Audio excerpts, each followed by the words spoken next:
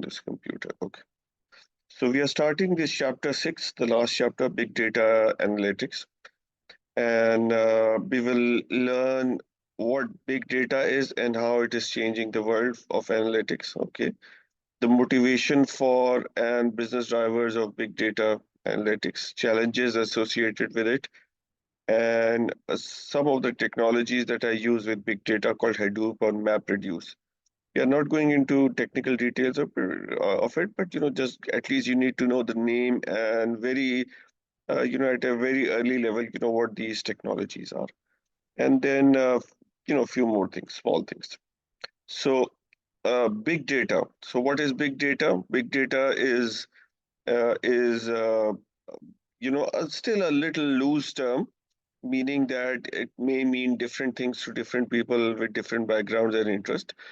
But as a common understanding, big data uh, basically means very very large amount of data. So the data that NASA is handling or Google is handling, you can imagine Google, how much Google data Google has, right?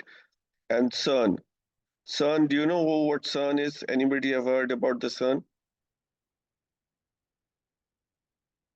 Anybody has heard about the CERN?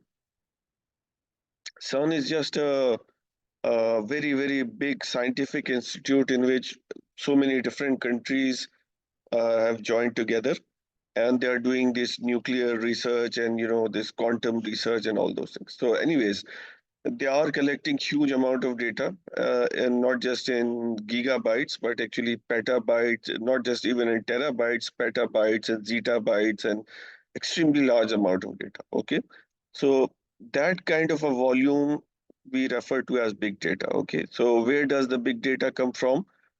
uh, Naturally, you can imagine that with such large volumes, they come from different sources. So for common businesses, they are coming from weblogs, thousands of people accessing a particular website like Google every day. RFID, RFID stands for radio frequency identification. If you have gone to Dubai, they are using for toll tax. You have to put like a sticker on your car screen, so that is being detected by this RFID technology. So you can imagine how many cars are passing and how much data is being collected. Or then GPS system with which we use every day, sensor networks, social networks like Twitters, Facebooks, etc. Internet-based text document means internet websites and all those documents that are available on internet search indices, detailed call records, astronomy, atmospheric science, biology, genomics. So all these you can see here. Many other names are mentioned in nuclear physics, etc. So military surveillance, and all these data generally are the amount of this data is very big, but it's not just the amount that is important. So we'll just talk more about other things that makes big data big. So uh, so there are some V's that are mentioned about big data. Especially they say big data has three V's at least, and some people call it has four V's, and some people call it has five V's now. So initially, when big data started, people used to say big data should have at least three V's. If there are no three V's, then maybe it's not the big data. Okay. So what are those three V's? That people started talking about. It's called volume, variety, and velocity. Volume we already discussed. The thing that we were discussing here, the large quantities, the large massive volume. So that is called the volume. So how big is it in gigabyte, petabyte, zettabyte, even bigger? But it's not enough. They say big data. Another important aspect of big data is what you call variety. Variety means, do you have structured data, unstructured data, a mix of them? So normally you have together. So you may have a text data, but at the same time you may have an Excel file, a very large Excel file. Okay, so this is called variety. Third feature, which is very, very important, is called velocity. Velocity means at which speed new data is being added, like in internet. So that is another very, very important feature. So three V's used to be, in the definition of big data, at least let's say 5 years ago. So they say you need to have these three V's: volume, variety, and velocity. Now things have people have started veracity, meaning that how accurate the data is. Do you need to deal with the accuracy of the data? Do you need to perform certain operations to deal with inaccurate parts of the data? Variability, meaning that it involves different meanings of data. Value means what outcome you are getting, and visualization means how difficult it is to represent because of its complexity. So these are the different V's which you all must know, very important V's. Okay. So big data, as you can see that it is far difficult to handle or different than the normal data. Normal data, you can find it in Excel file. Text mining data, you can find it in few documents. But big data has a lot more things at hand. So big data by itself, irrespective of its size, type, and speed, is worthless unless you use it. And use it meaning that you actually do analytics on it to analyze and then you will be able to get the value out. Okay, so big data plus big analytics is really where the value is. If you just have the data, and it is true for any data. It's not just big data, but any data. You have seen it in with other examples that I showed you. If I just have the data, what do I do with that, right? Unless I do clustering, I do classification, I do regression, I do neural networks, many other things, then I will be able to get the value out of it. Okay, so with the value proposition, big data also with this value, big data plus big data analytics. So there are lots of challenges that come effectively and efficiently capturing, storing, and analyzing big data, because a data that is very large in volume, with structured, unstructured, mixed up, with high velocity coming to us, veracity problems, variability problems, value problems. So these are like the challenges that we have to face, and it actually requires a new breed, new kind of technologies to deal with such situation. Okay, so that is why people treat big data, separately. So what are the challenges and consideration? You can't process the amount of data that you wanted to because it's just too big. Limitation of your computer software, hardware. You can't include new data sources, social media, RFID, sensor network, web, GPS. Again, another big challenge because they do not comply to your data storage schema. How am I going to put RFID data into my database, or social media into my database, right? Or GPS data. So these are some of the challenges that people are facing with the big data. They do not comply with you, or actually you wanted to integrate data as quickly as possible so that you can analyze it. So this is one of the consideration. And you wanted to work on schema on demand, meaning that as the data comes, you wanted to quickly build the schema, because you may suddenly have a new data. So I don't know if you have seen cash on demand, or delivery on demand and things like that. So basically, when whatever is needed, whenever you have a demand, then you quickly create a schema, and that is basically uh, basically what we are saying. So on demand. So if you can imagine that you cannot do that with normal databases, because it takes time to analyze the structure and everything. So schema on demand is another consideration. So, and the data is arriving so fast that your traditional analytics cannot handle it. So you need to have something that can handle those things in a much quicker, much efficient way. So what are the critical success factors? You need to have a clear vision and strategy, meaning that you need to know exactly what is the purpose of my big data. You need to know what you wanted to use it for. Okay. You need to have, because it takes a lot of resources to develop big data, hardware, software, separate, completely separate systems. So you need to have a strong commitment from the from your bosses. Executive champion, meaning that a boss who also wants this to happen. So executive sponsorship commitment with full commitment is needed.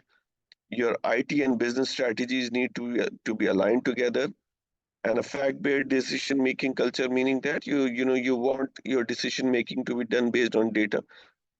Some infrastructure is needed, and some advanced analytic tools are needed, and of course none of them can occur if you don't have the right people with the right skill, the people who can handle big data. So you can see the critical factors here: the clear business need, strong committed sponsorship, alignment between business and IT strategy, fact-based decision-making culture, strong infrastructure, IT infrastructure, data infrastructure.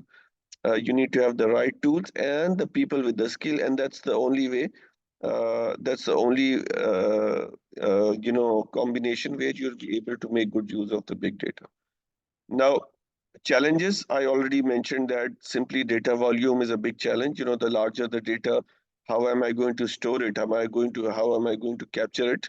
Process such large volume is a challenge.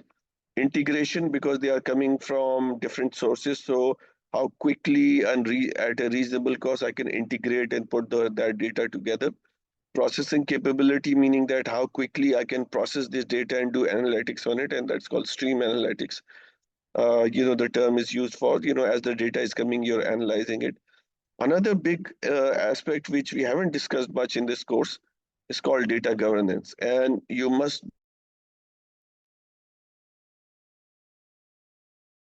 be privacy of the data, who has the access to this data. These are all part of what you call data governance skill.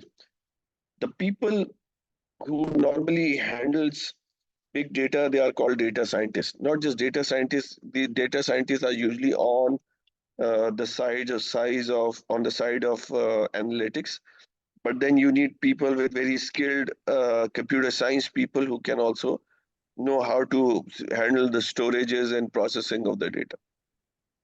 And of course, it does not mean that you cannot find people in big data. You can find people who can handle big data, but you also need to see whether it is cost efficient or not. Return on investment. Maybe you're spending more and getting less value, then there is no point doing big data analytics. So some of the enablers mean some of the technologies that are being used in big data. One of them is called in-memory analytics, meaning that because where do you think this big data is saved? Where is your data saved, brother? So normally when you have files, when you have data, where are you saving it? So if on your computer, what do you call that part of your computer? In your chat box, please. What is that thing on your computer that you save your data permanently? Do you understand my question? So when I send you a file, where do you save it?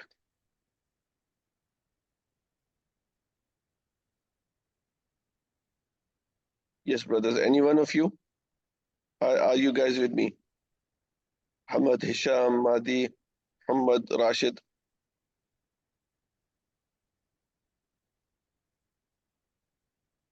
Do you understand my question, brothers? Yes, Ali.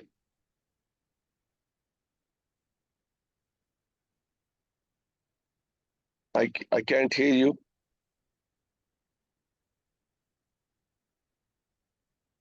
I need a response from you. Can you hear me? Can you all hear me? Or you're not here?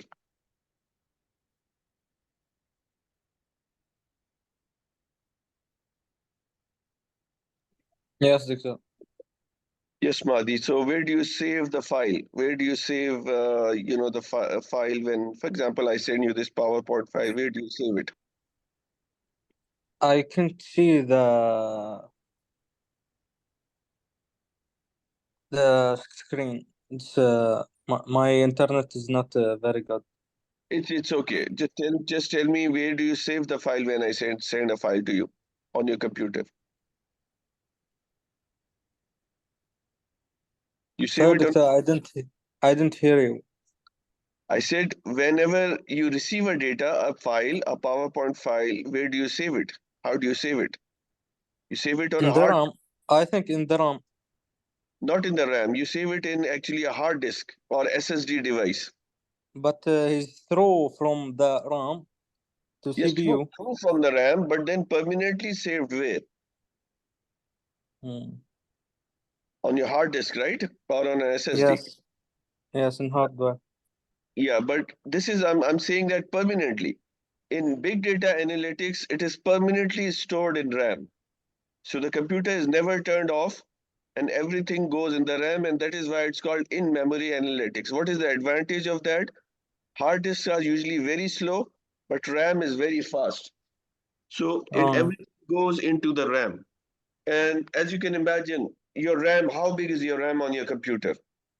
8 gigabytes, 16 gigabytes, maybe if you are very interested in it, maybe like 24 gigabytes, right? So we are talking about not gigabytes, we are talking about petabytes and zettabytes, millions of gigabytes. So the RAM has to be created on your computers of that size, right? So these are some of the challenges. So in database analytics, you need to put analytics procedure wherever you're storing the data. Grid computing. Now, one of the answers to these problems is called grid computing. Grid computing and MPP. MPP stands for massively parallel processing. So what you do is, as you can imagine, your one computer is not enough. So you combine hundreds of computers together on what you call a grid. So instead of buying one very, very, very big, powerful computer, I will buy maybe, let's say, 500, 100 computers, depending on the size of my company and the size of my big data. And then I join all those computers together, and then I do MPP, massively concurrent parallel processing, which means that they all become like a single computer, and all their processors, all their RAM, they all become connected to each other. Okay, and then I use massively parallel processing, meaning that I divide my work in those hundreds of computers, and then this is how I can analyze the big data. So this is a very, very important concept in big data. So business problems, efficiency, cost.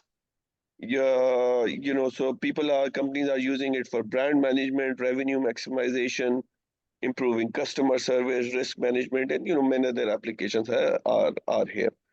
So what are the key technologies used? There are many, like MapReduce, Hadoop, Hive, Flume, Uzi, Emberi, and many others. But the top two are the most common one. Hadoop and MapReduce are used the most. Okay, so big. So we will talk a little bit about MapReduce, not going into too much technical detail, and then we'll talk about a bit about Hadoop. MapReduce is actually developed by Google in 2004. The main idea is distributing the processing. So you divide work and you process on many computers. That's the idea in MapReduce. So you distribute the processing of very large multi-structured data files. So you divide your work on a lot of machines. And this is the main idea behind it. And goal is the idea is to achieve high performance with simple computers, because you're dividing your work into small pieces, so small computers can also work. You don't need to have any very big computers. So this is really you're good at processing, analyzing large amount of data in a timely manner, because you're dividing in, you're like solving very large amount of data on very small computers. Okay, so it is really good at processing and analyzing large volumes in a timely manner. So for example, if you're dealing with Google data like indexing or web search, graph analysis, text analysis, machine learning, so all this map reduce technology is working very well because of that. So what happens is that, so you can see here that you have multiple data sources. You can see it here. This is raw data. So what you do is You take part of this data on one computer, part of this data on another computer, and then you try to process this data, meaning that you can see from here to here. You're organizing this data, you're giving structure to your data, just like I was showing you in the text mining. But because this part is small, so it can be done by a small computer. So you're organizing this data here, another computer, you're processing this data here, and then you have another part of raw data on another computer and so on. So at the end, what do? You combine these together at the end. So processing becomes very easy and you can get that thing done, on even small computers. But you need many computers to do it effectively. Just like MapReduce, we have what you call Hadoop. Hadoop is done by Yahoo. You may not have Yahoo, but Yahoo used to be the old Google. Before Google, the actual search engine was Yahoo. Have you used Yahoo before? Any one of you? Maybe not. So Yahoo was like the main search engine before Google, but then Google came and then Yahoo went behind. So Hadoop also works roughly in the same way, where you distribute your data and then you try to process it on small computers, inexpensive hardwares and software. It works on another operating system called Apache. We normally work on, there are web servers called, Microsoft web server and so on. So there's one web server called Apache software, and usually Hadoop works on that. So MapReduce and Apache Hadoop together basically has formed big data core technology these days. And so normally, if you want to learn big data, you need to learn both MapReduce and Hadoop these days. So how does Hadoop work? You access unstructured and semi-structured data. So it really is a very good thing when it comes to dealing with text data, social media data. You again split it up into small parts, small chunk. The real idea is it's basically a file system, and it tells you how you're going to store this data. And you store this data into a file system called Hadoop distributed file system. And then so this data is replicated many times and stored in many places so that you don't lose it. And then basically facilitator is the computer on which that part is stored, and someone is tracking where you're keeping the data. So this is how it works. And then you use MapReduce to do the processing. You can see that these chunks, who's creating these chunks? These chunks are actually being created by Hadoop, and then the MapReduce can process it. So Hadoop itself consists of many products. It's an open source software. It's a file system, not a database system. And for example, Hive is a Hadoop technology. It resembles SQL, but not truly SQL. And then you use MapReduce and Hadoop together to do the job. Then we'll talk a little bit about this expert called data science. Data scientists are also called big data guru. They're the one who understands how to do analytics on big data. They normally have very high salaries, very high expectations. They can hold MS PhDs and in MIS in computer science, in industrial engineering, or in analytics. There's no specific degree program for data science these days, but people are coming from different backgrounds, and they also normally have certifications called CAP, Certified Analytics Professional, or DSP, Data Science Professional, or Open Certified Data Scientist. So normally these are the certifications that company look for: CAP or DSP or Data Science Scientist. And they basically have these skills. They are domain experts. They have all the technical skills. They have very good data management skills, like database, SQL, and all those things. They have very good programming skills, mostly in Python, in R, in C++, etc. They have, they understand internet and social media technology. They are curious. They have high communication skills. And when you have all those skills, you can call yourself basically the data scientist. Okay. So Uh, Now, just one small topic left. Coexistence of Hadoop and data warehousing. Hadoop. So we need to differentiate between Hadoop and data warehouses. Normally, uh, they they they are usually used together. Okay. So Hadoop, uh, because they all Hadoop is a technology for storing the data, and data warehouses is also like cleaned up data. You store that in data warehousing. So normally we use Hadoop for filtering and transforming and consolidating multi-structured data, and then we can store it in a data warehouse, if needed. So use Hadoop to analyze large volume of data, and then you use a relational DBMS that produce map reduce capabilities to process this data. So it may have a front end query tool as well. So map reduce is used to take data from sensor data, blogs, web. You merge them together, you store them in on an Apache system using a developer environment, and then you put that in your data warehouse, integrated data warehouse, where you can use it on for CRM, supply chain, ERP, and many other purposes. But you can see this data set could be very, very large. Okay, so just comparing between data warehouse and Hadoop data. Uh, Data warehouse store structured data. Hadoop can handle structured, unstructured, raw data, any form processing.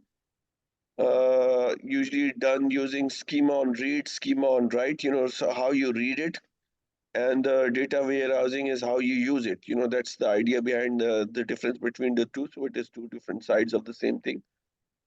Storage. It can be storage, meaning that how you actually are going to store this data, such large volumes of data in Hadoop. Agility means, uh, you know, how quickly you have to respond to the situation. So Hadoop is very agile because a lots of data is constantly coming. Data warehouse, you don't need to be that much agile. It's very good in data security, but not so good because coming from so many different sources, and users can be uh, data scientists here, but here in data warehouse, the users are actually business professionals. So I told you that CERN is one of the people who are using big data because they are collecting a lot of scientific data. Uh, so CERN is using this big data, and we are not going into the details of it, but they are collecting a lot of data, and then they are using all this Hadoop and MapReduce basically to produce a lot of data. So data size, as I told you, it's no more in gigabytes, terabytes, but you can see how big it is getting. So we all normally talk about how much terabyte of a hard disk is and so on, 2 terabytes, 3 terabytes, and so on. But now it's going into petabytes, exabytes, zettabytes, yottabytes, chronotobytes, and gigabytes. So very, very large volumes of data. You can see Facebook uh, producing 500 terabytes of data a day. YouTube creating just 1 terabyte of data in 4 minutes, not in a day. So how much data it is being produced? Boeing jet, so a lot of data is being generated, which has to be processed. Okay. Then we have some cases where people are using big data to solve their problems. Again, we are not going into too much detail of these different cases, but basically, they are using big data to solve different different different business problems. So again, I already mentioned that typical job responsibilities of people who are called data scientists. So they needed to answer a lot of different questions. They have to collect data. They have to interpret data. So what you have been learning throughout the course is actually the job of a data scientist. And normally they are usually very skilled people, Master of Science, PhD, etc. And you need to know MapReduce, SQL, Hadoop, and all those technologies are needed to be known. Okay, so big data challenges. Even people are using it in politics. United States elections, people are using big data to understand how people are thinking. and that's basically how they were using it, the in that example. And that's it. So we have finished this chapter, and we just have to now work on the projects, and then we'll have to reduce it. So what am I going to do there? Because not a lot of people are able to join. I'm going to save this file, and I'm going to share its link so that you can watch this lecture later. So do you have any questions? Do you have any questions, queries, brothers? If you have any questions, queries, please let me know. Do you have any questions, queries? Okay, so I'm assuming that you don't have any questions. So I'm going to inshallah share this recording with you on your WhatsApp group, and then you can watch the lecture later. Okay, thank you.